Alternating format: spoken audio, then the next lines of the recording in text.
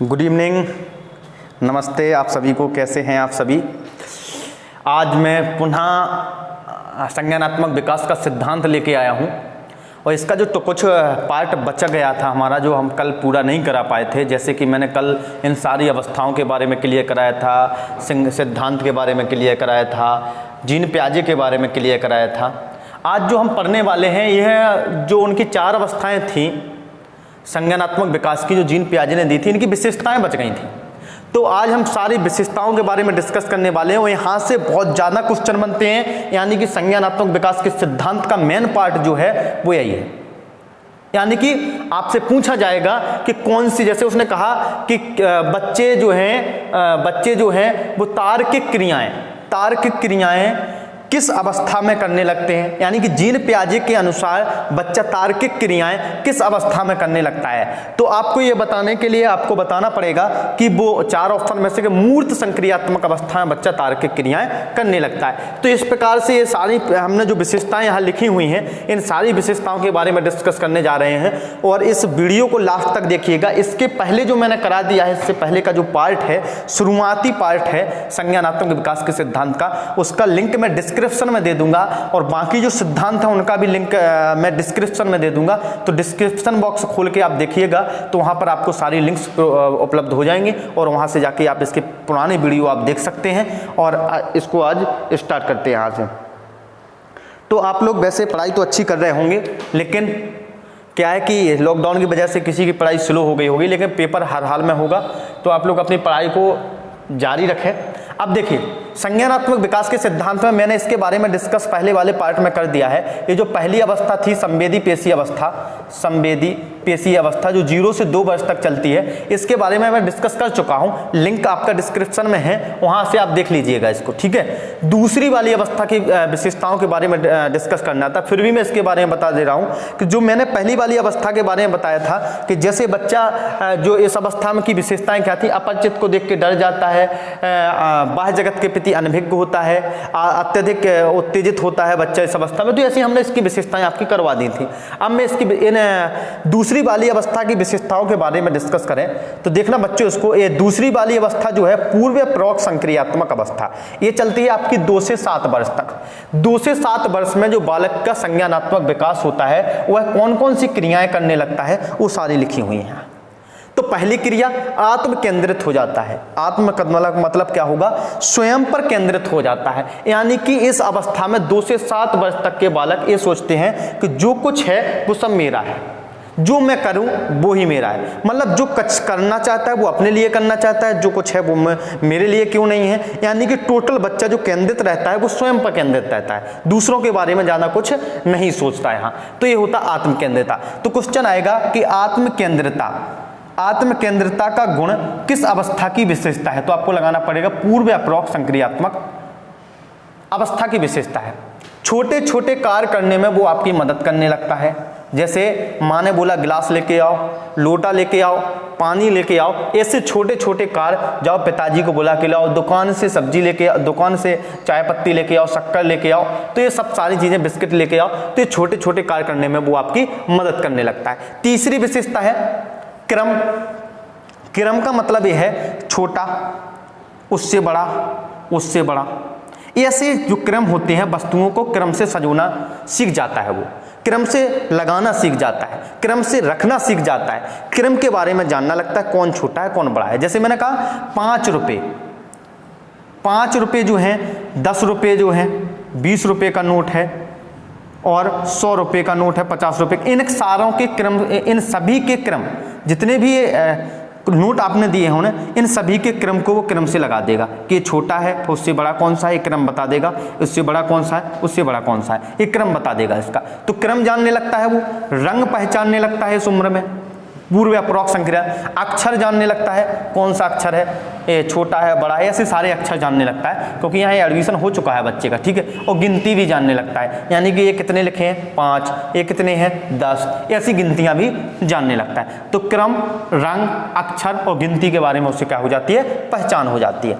तीसरी चौथी इसकी विशेषता जो है अतार्किक चिंतन करता है। चिंतन जरूर करता है लेकिन लॉजिकल नहीं होता है, अतार्किक होता है, उसमें तर्कपूर्ण चिंतन नहीं कर पाता है इस अवस्था में। यहाँ पर वो चिंतन तार्किक करने लगेगा, यानी कि तार्किक क्रियाएं करने लगेगा, मूर्त चिंतन करने लगेगा, यहाँ पर अमूर्त चिंतन करने लगेगा। ठीक है, तो यहाँ पर कैसा चिंतन करेगा, यहाँ पर आपको ध्यान है अतार्किक चिंतन, यहाँ पर मूर्त चिंतन, यहाँ पर अमूर्त चिंतन, इस तरीके से यहाँ से बहुत क्वेश्चन। सजीव चिंतन प्रारंभ हो जाता है इसका। ठीक है, सजीव यानी कि जो जीव उसके उपस्थित है उसके बारे में प्रारंभ काल इसको बोला जाता है। पूर्ण तरीके से सजीव चिंतन होता है वो यहाँ पर होता है, ये आरंभ काल है। ठीक है, वस्तु स्थायित्व, ये वाला पॉइंट बेटा बहुत बार आ चुका है, डाल लो इसको, बहुत ध्यान से देखना इसको, फिर आप गलती कर जाओ। वस्तु स्थायित्व का मतलब ये है कि इस वस्तु पे अपनी स्थायित्व जमाता है। कैसे, जैसे उसने कहा कि वस्तु स्थायित्व के बारे में, जैसे मैं बोलूँ बच्चा शादी में जाता है, माँ अपनी चप्पल रख देती है तो माँ की चप्पल उठा लेता है, ये मेरी माँ की चप्पल है। अगर आपका लोटा पड़ोसी के यहाँ चला गया तो लोटा लेके आ जाएगा, ये मेरा लोटा है। यानी कि वस्तु स्थायित्व उसका है जो वो किसी को नहीं देने वाला, वस्तु पर वो स्थायित्व जमा लेगा अपना, तो इसको बोलते हैं वस्तु स्थायित्व की भावना।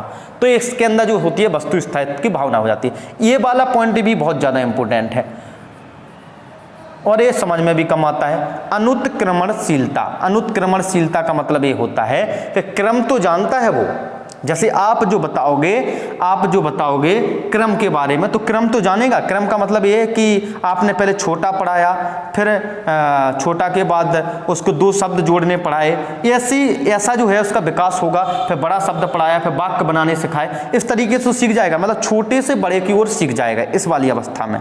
ठीक है, लेकिन अगर उससे कहोगे कि एक और एक कितना होता है, 2, यहाँ पर सीख जाएगा।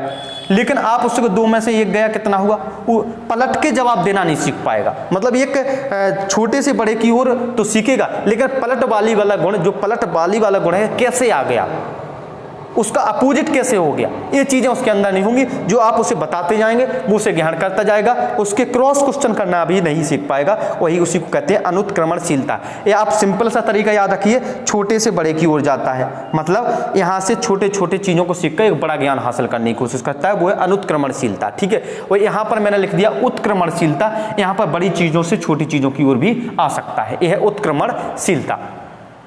ठीक है, अब यहाँ पर इसकी विशेषताएं हो गई आपकी। तो भी एक बार फिर से आत्मकेंद्रिता, छोटे छोटे कार्य करने में मदद करेगा, क्रम के बारे में जानने लगेगा लाडलो, रंग के बारे में, अक्षर के बारे में और गिनती के बारे में भी जानने लगेगा।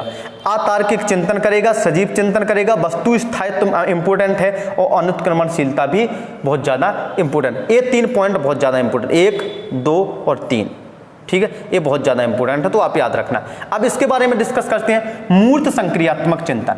मूर्त संक्रियात्मक चिंतन में आप इसको स्थूल चिंतन, स्थूल संक्रियात्मक चिंतन अवस्था ही बोल सकते हैं, और इसको बोलते हैं, मूर्त को एक और नाम दिया था मैंने, अनौपचारिक चिंतन भी, अनौपचारिक अवस्था भी इसे बोल सकते हैं। इसमें तार्किक क्रियाएं करेगा, यानी लॉजिकल क्रियाएं करना सीख जाएगा बच्चा, जितनी भी क्रियाएं करेगा वो लॉजिक पूर्ण करेगा। ठीक है, यानी कि 7 से 12 वाली है, यानी कि लॉजिक से क्रियाएं करेगा। कैसे जाना है, पापा से झूठ कैसे बोलना है, लॉजिक भरा झूठ बोलेगा, पापा पहचान ना जाए, मतलब क्रियाएं लॉजिक वाली करने लगेगा। झूठ भी बोलेगा तो लॉजिक वाला बोलना।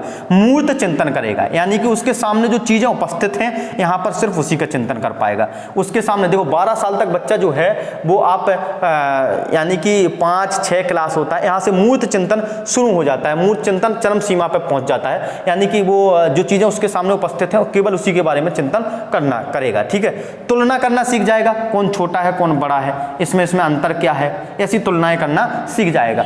उचित अनुचित भी जानने लगेगा इस अवस्था में। ठीक है, और उत्क्रमणशीलता का मतलब तो समझ गए, बड़े से छोटे भी सॉल्व करने शुरू कर देगा, बड़े सवालों से छोटे सवाल, यानी कि किसी चीज का नियम है तो उसे विखंडन कर देगा। नियम कैसे बना है, यहाँ आपको उसे सिखाना पड़ेगा कि नियम कैसे बना है, छोटी छोटी चीजें सिखा के नियम तक ले जाएंगे, लेकिन यहाँ से नियम से छोटी छोटी चीजों तक आ जाएगा, वो है उत्क्रमणशीलता।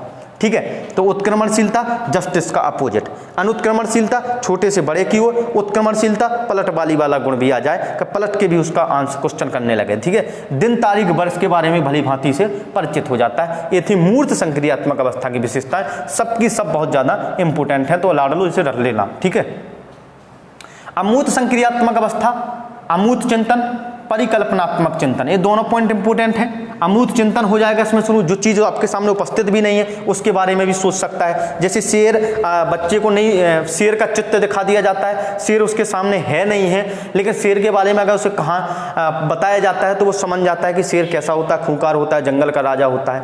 ईदगाह की कहानी सुना के उसे बहुत सारी चीज़ों के बारे में ज्ञान हासिल करा दिया जाता है, परिकल्पना करा के उसे ज्ञान हासिल करा दिया जाता है, और वो अमूर्त ढंग से सोचने की शक्ति भी उसके अंदर आ जाती है। समस्या समाधान की योग्यता उसमें डेवलप हो जाती है, अपनी समस्याओं का समाधान भी करने लगे। पूर्व अनुभवों के द्वारा पदार्थ के गुणों की पहचान भी करने लगेगा। पूर्व अनुभव जो है उसके द्वारा, यानी कि जो यहाँ पर अनुभव उसने ग्रहण किए हैं, पदार्थ के अच्छे और बुरे गुणों की पहचान भी करना सीख जाएगा। तो मात्र 3 इंपोर्टेंट याद रखना है: समस्या समाधान का गुण, अमूर्त चिंतन, परिकल्पनात्मक चिंतन, और पूर्व अनुमान के द्वारा पदार्थों के गुणों की पहचान करना सीख जाएगा। ये थी इसकी विशेषताएं।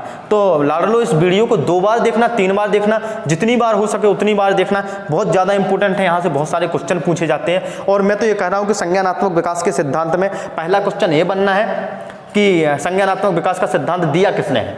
दूसरा क्वेश्चन ये बनना है कि संज्ञानात्मक विकास के सिद्धांत में कितनी अवस्थाएं बताई हैं, ठीक है। तीसरा क्वेश्चन आपका ये बनना है कि कौन सी अवस्था कितने वर्ष से कितने वर्ष तक चलती है, ठीक है। चौथा क्वेश्चन आपका ये बनना है कि इनकी विशेषताओं से बनेगा। इनके जो पहली वाली के हमने 6 भाग बताए थे उनसे भी बन सकता है, ठीक है। और बाकी जो क्वेश्चन यहाँ से बनेगा वो यहाँ से बनेगा विशेषताओं से। और जीन प्याजे से एक जगह से और क्वेश्चन बनते हैं, वो 3 पॉइंट हैं जो अभी तक कोई नहीं सीखता है, हर बार सभी के गलत होते हैं। मैं उसको भी अभी क्लियर करा दे रहा हूँ आपका, ठीक है।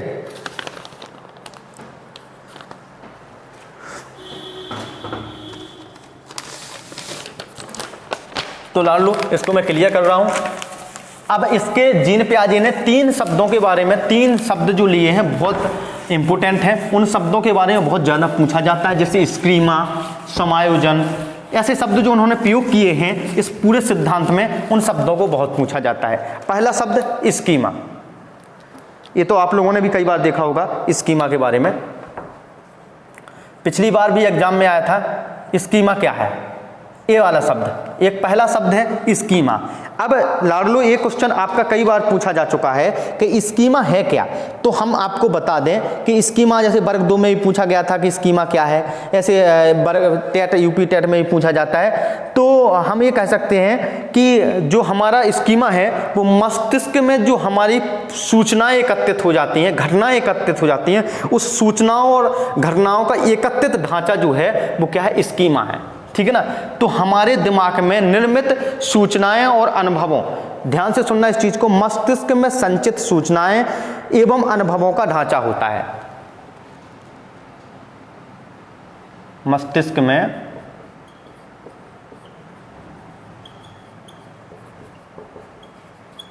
संचित सूचनाओं, ये गलत तो नहीं होगा, सूचनाओं एवं घटनाओं का ढांचा स्कीमा कहलाता है। ये बहुत ज़्यादा इंपॉर्टेंट है, इसको फिर से ध्यान से देख लीजिए। स्कीमा का पिछली बार भी वर्ग 2 में प्रत्येक पेपर में आया था कि स्कीमा क्या है। तो स्कीमा के बारे में जो बताना पड़ेगा आपको कि मस्तिष्क में जो हमारे मस्तिष्क में संचित सूचनाओं एवं घटनाओं का ढांचा जो होता है उसी को क्या बोलते हैं, उसी को जीन प्याजे ने स्कीमा शब्द बोला है। क्वेश्चन ये भी बना है कि स्कीमा शब्द किसने लिया गया, किसके द्वारा दिया गया है, तो ध्यान रखना स्कीमा शब्द का प्रयोग करने वाले वैज्ञानिक का नाम है जीन प्याजे। क्लियर। तो स्कीमा के बारे में बहुत ज़्यादा क्वेश्चन आते हैं। स्कीमा क्या है, मस्तिष्क में संचित सूचनाओं एवं घटनाओं का ढांचा क्या कहलाता है, स्कीमा कहलाता है। और इस स्कीमा शब्द को प्रयोग करने वाले मनोवैज्ञानिक कौन थे, तो स्कीमा शब्द को प्रयोग करने वाले मनोवैज्ञानिक थे जीन प्याजे। और 2 शब्द और आते हैं, एक समावेशन,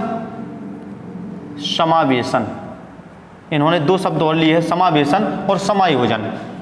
दोनों के बारे में डिफरेंस भी समझ लीजिए। समायोजन, ये भाई आपके जो मनोवैज्ञानिक जो आपको बाल विकास पढ़ाते हैं बहुत सारे टीचर, मैं ये नहीं कह रहा हूँ कि अच्छा नहीं पढ़ाते, बहुत अच्छा पढ़ाते हैं, लेकिन अधिकांशतः ये छोटे छोटे शब्द छोड़ देते हैं और पी भी इन्हीं शब्दों पर फोकस करने लगा है। तो जब तक इन शब्दों को आप अच्छे से नहीं समझेंगे तब तक हमारे ऐसे क्वेश्चन जो आते हैं आप गलत कराते हैं। 18-19 क्वेश्चन आते हैं, 15-16 क्वेश्चन आते हैं, तो ऐसे आप चीज़ों पर गलत करके आ जाते हैं और नंबर हाईएस्ट नंबर नहीं खींच पाते हैं। तो समावेशन क्या है और समायोजन क्या है, इन शब्दों में वैसे थोड़ा सा माइनर डिफरेंस है, जो हम बोले कि नवीन अनुभवों को पूर्ववर्ती विद्यमान बौद्धिक संरचनाओं में यथावत व्यवस्थित करना। यानी कि समावेशन जो है पूर्व ज्ञान, ऐसे बोल सकते हैं, पूर्व ज्ञान शॉर्ट में बता दूंगा, और नवीन ज्ञान, नवीन ज्ञान को मस्तिष्क में व्यवस्थित करना, मस्तिष्क में व्यवस्थित करना। व्यवस्थित शब्द याद रख लेना, व्यवस्थित करना, पूर्व ज्ञान और नवीन ज्ञान को मस्तिष्क में व्यवस्थित करना क्या है, समावेशन। फिर से ध्यान लिखना, पूर्व ज्ञान और नवीन ज्ञान को मस्तिष्क में व्यवस्थित करना, ध्यान रखना, बौद्धिक संरचनाओं में यथावत व्यवस्थित करना क्या है, आपका कहलाता है समावेशन। और समायोजन क्या है, नवीन अनुभवों की दृष्टि से पूर्ववर्ती बौद्धिक संरचनाओं में सुधार या करना या विस्तार करना। ठीक है, यानी कि इसको हम बोल सकते हैं पूर्व ज्ञान, नवीन ज्ञान, नवीन ज्ञान के आधार पर पूर्व ज्ञान में, ध्यान से रखना, दोनों में नवीन ज्ञान और पूर्व ज्ञान। अब इसमें क्या होना है, नवीन ज्ञान के आधार पर पूर्व ज्ञान में सुधार करना, नवीन ज्ञान के आधार पर पूर्व ज्ञान में सुधार करना या विस्तार करना, परिवर्तन करना। पूर्व ज्ञान में क्या करना, इसमें करना है आपको सुधार, परिवर्तन और विस्तार। दो शब्द समझ लीजिए आप, समायोजन क्या है और समावेशन क्या है। पूर्व ज्ञान और नवीन ज्ञान को पूर्व ज्ञान और नवीन ज्ञान को मस्तिष्क में व्यवस्थित करना समावेशन है।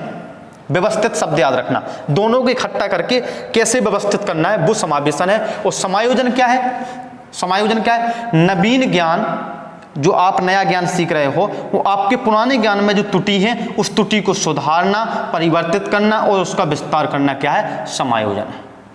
क्लियर बात। तो दोस्तों ये था हमारा आज का जीन पियाजे का टॉपिक। लास्ट तक जरूर देखना, पूरा जरूर देखना, और इसको एक बार नहीं 2 बार देखना, और इसको शेयर करो, सब्सक्राइब करो हमारे यूट्यूब चैनल को। जल्दी इसको मोनेटाइज होने वाला है हमारा चैनल, और हम जल्दी इसमें लाइव क्लास लेके प्रैक्टिस सेट लगवाने वाले हैं। आज के लिए आप सभी का बहुत बहुत धन्यवाद। इसके पहले का वीडियो देखने के लिए डिस्क्रिप्शन बॉक्स में हमने लिंक डाल दी है, वहाँ से आप